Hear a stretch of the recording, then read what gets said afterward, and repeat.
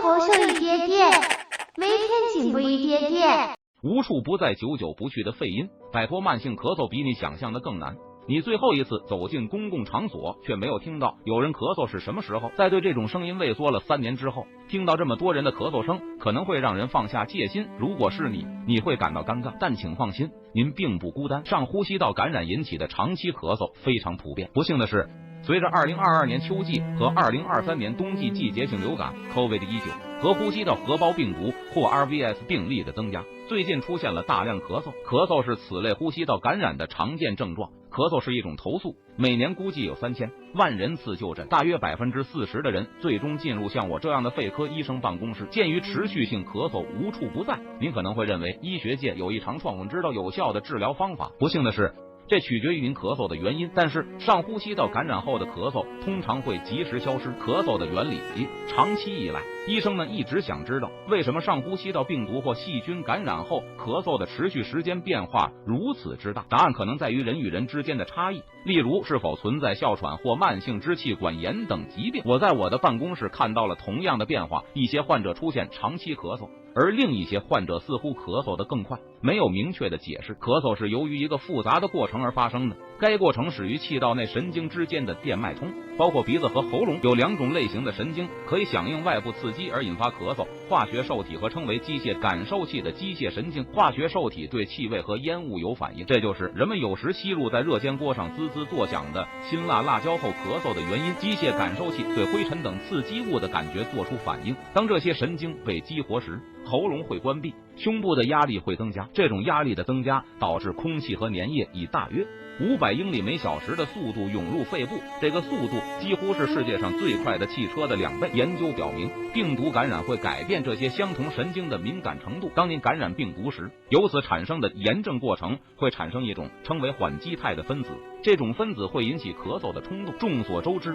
病毒本身可以激活基因变化，从而增加这些神经通路的敏感性，从而导致更多的咳嗽。但是当感染的急性期结束，并且您开始感觉好些时，身体会修复气道和肺部炎症造成的损伤。通过这个过程，咳嗽反射也会减弱，使你咳嗽和打喷嚏更频繁的分子过程稳定下来，并恢复正常状态。至少在大多数情况下是这样。不幸的是，对于某些人来说，这个过程比其他人需要更长的时间。知道咳嗽的时间太长，医生发现将咳嗽等呼吸道症状分为特定类别很有用。咳嗽主要分为3种类型：急性、亚急性和慢性。大多数人在患有活动性病毒感染时都会经历急性咳嗽。上呼吸道疾病后，亚急性咳嗽会持续3周或更长时间，慢性咳嗽是指持续时间超过12周的咳嗽。慢性咳嗽最常见的原因是哮喘、鼻后滴漏以及令人惊讶的反流。感染后咳嗽是亚急性咳嗽的一种，是许多人在呼吸道感染痊愈后出现的持续性咳嗽，它可持续数周或数月，并可能发展为慢性咳嗽。由于感染后咳嗽非常普遍，医生长期以来一直在努力确定有多少人在其他症状消失后仍持续咳嗽，这些估计因研究而异。日本的一项小型研究发现，在患有亚急性和慢性咳嗽的人中，有12%是由呼吸道感染引起的。就 COVID-19 而言，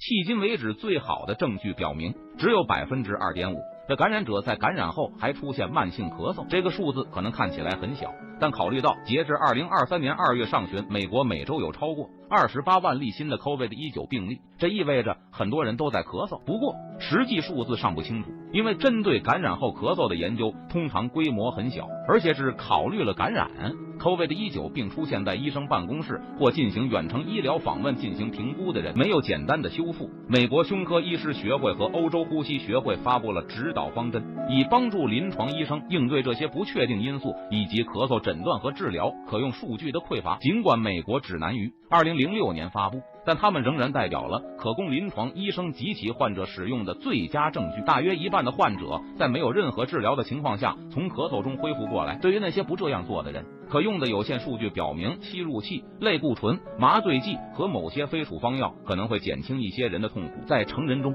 各种治疗效果的证据参差不齐且有限。在我的实践中，我经常开一种名为 Benzonatate 的非麻醉性止咳药，以 Tassin Pros 的品牌出售。它的作用是麻痹肺部和气道中的神经，平息咳嗽反射。同样缺乏儿童治疗的数据。研究表明，非处方止咳药和抗组胺药并不比安慰剂更有效，家庭疗法对某些患者也可以发挥重要作用。许多人都对蜂蜜发誓，但其益处背后的支持证据有限。一项试验表明，在3天的时间内，蜂蜜比安慰剂更能有效缓解咳嗽。如有疑问，请咨询医生。担心持续咳嗽是可以理解的。快速谷歌搜索可以提供很多担心的理由，虽然不是一个非常令人满意的答案，但大多数咳嗽最终都会自行解决。但是如果您体重迅速下降、咳血、盗汗或大量咳痰，您应该咨询您的初级保健提供者。在极少数情况下，亚急性和慢性咳嗽可能是肺癌或各种慢性肺病的征兆。如果您只是对此感到紧张，并需要更多信息和建议，